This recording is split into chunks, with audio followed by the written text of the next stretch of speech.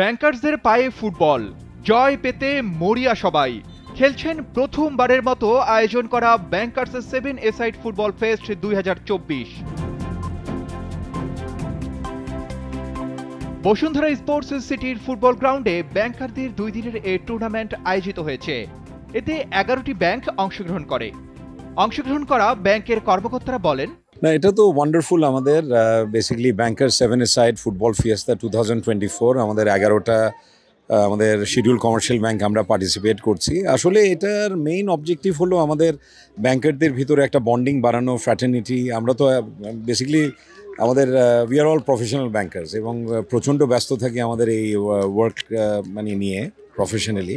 So work life ব্যালেন্সটাকেও ensure করা হচ্ছে, আবার একজন আরেকজনের কাছে আসা হচ্ছে, একজন আরেকজনকে আমরা চিনতে পারছি। So we are feeling really great যে আমার ব্যাংকও, আমি এনআরবি ব্যাংকের ম্যানেজিং ডিরেক্টর, সো আমার ব্যাংকও অ্যাক্টিভলি পার্টিসিপেট করছে এই টুর্নামেন্টে এবং এখন খুব ইন্টারেস্টিং একটা ম্যাচ হচ্ছে, তো আমরা সবাই খুব এনজয় করছি। অ্যাকচুয়ালি ব্যাংকিংয়ের বাইরে এরকম একটা ইনিশিয়েটিভ আসলেই প্রশংসাযোগ্য।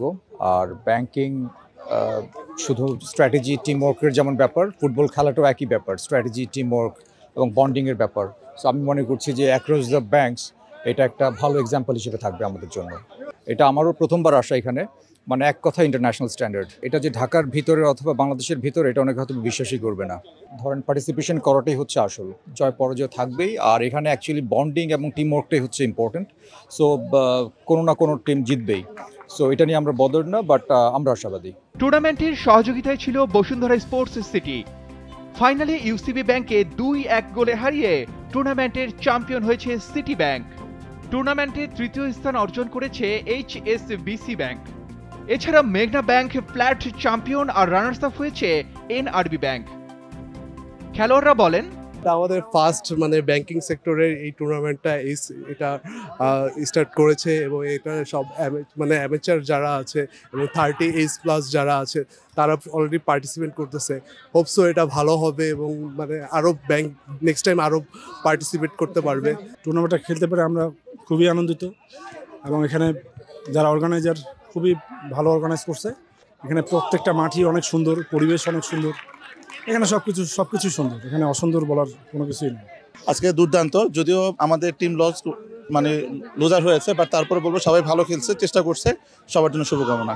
পরিবেশটা হচ্ছে অবভিয়াসলি অসাম। এটা হলো আমাদের পুরা ঢাকা সিটির মধ্যে এই টার্ফটাই সবচেয়ে বেস্ট। ওখানে 4টা আউটার টার্ফও আছে। সো এই টার্ফ সব দিক দিয়ে বেস্ট, সুযোগ সুবিধা। জাস্ট একটু রিমোট এরিয়া, তো এর জন্য একটু প্রবলেম, আদারওয়াইজ সব ঠিক আছে। প্রথমবারের মতো এমন আয়োজন করতে পেরে বেশ উচ্ছ্বসিত আয়োজকরা। এই ইভেন্টটা বেসিক্যালি বাংলাদেশে প্রথমবার ব্যাংকার্সদের নিয়ে একটি ফুটবল টুর্নামেন্ট করা হচ্ছে। So it's a seven a side football tournament, যেটা বাংলাদেশের প্রথম বসুন্ধরা স্পোর্টস সিটির যে ফুটসল গ্রাউন্ড, আয়োজনটা এখানে অনুষ্ঠিত করা হচ্ছে। সো 11টি ব্যাংক এখানে পার্টিসিপেট করছে। এখন খুব জমকালোভাবেই জিনিসটি অর্গানাইজ করছে এইস এবং এএনএ কমিউনিকেশন। সো আমরা আশা করি এখানে সবাই এনজয় করতে পারবো, আর এখানে ওভারঅল যে ফ্যাসিলিটিটা হয়েছে, এই ফ্যাসিলিটিটাও যাতে ভালো মতো সবাই এনজয় করতে পারে, এটাই আমাদের মূল লক্ষ্য। সোফার তারা খুবই স্যাটিসফাইড, কারণ তারা এরকম এতগুলা ফুটসল গ্রাউন্ড একসাথে বাংলাদেশের কোথাও আগে খেলেনি। তারা মাল্টিপল টাইমস এখানে প্র্যাকটিস করেছে ওভার দ্য লাস্ট 5-6 ডেজ।